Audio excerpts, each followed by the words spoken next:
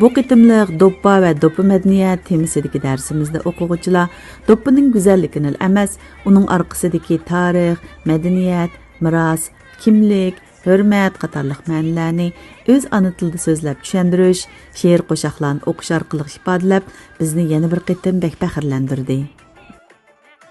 Balam do'ppam beshimda, vatan mehri yodimda.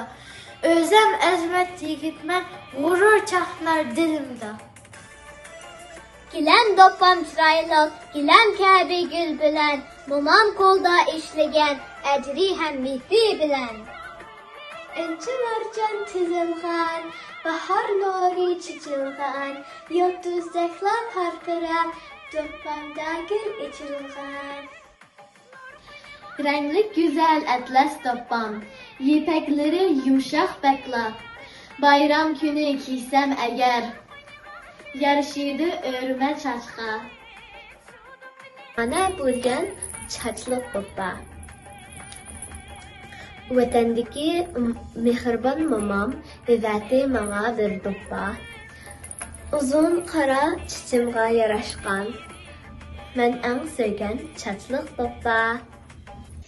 Çimen doppa namım var, yeşil renkli belim var.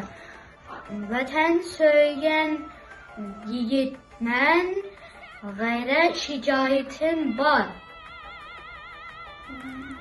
Her yili Uyghur do'ppi kuni munosabati bilan o'tiladigan darslarimiz bekmi ko'ngilli bo'ladi.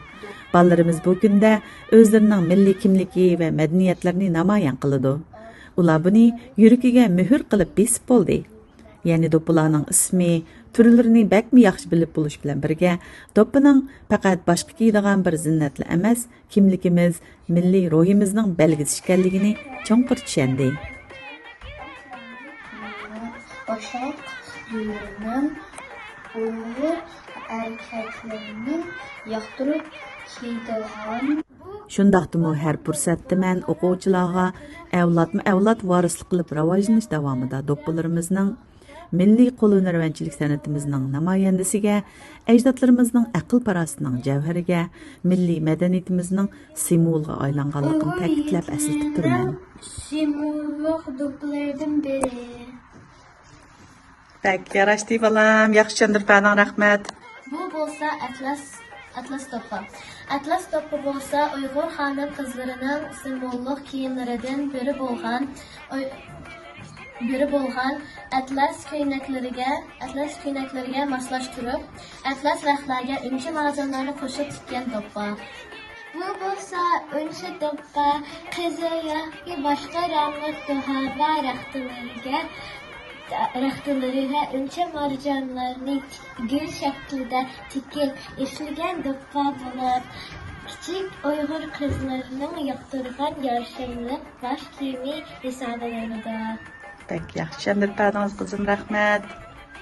Bu duxova do'ppi qaramtir yeşil yoki ko'k so'sin qizil rangli duxova rextlarga tikkan.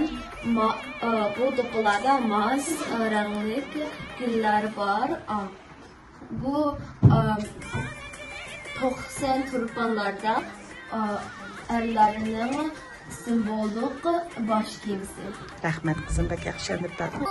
Bu gilam do'ppi Uyg'ur kesishchiligining go'zal namoyandalaridan biri bo'lgan. Bu do'ppiga gilam usullari tushirilgan bo'lg'achqa gilam do'ppi deb ataladigan bo'lib, go'zal xonim qizlarini yoqtirib kiyadigan do'ppilardan biri. Rahmat qizim, yaxshi tushuntirdingiz. Tumaq do'ppi Uyg'urlarning an'anaviy boshi kiyimlaridan biri bo'lib, qo'yini yoki paxta ilib tikilgan.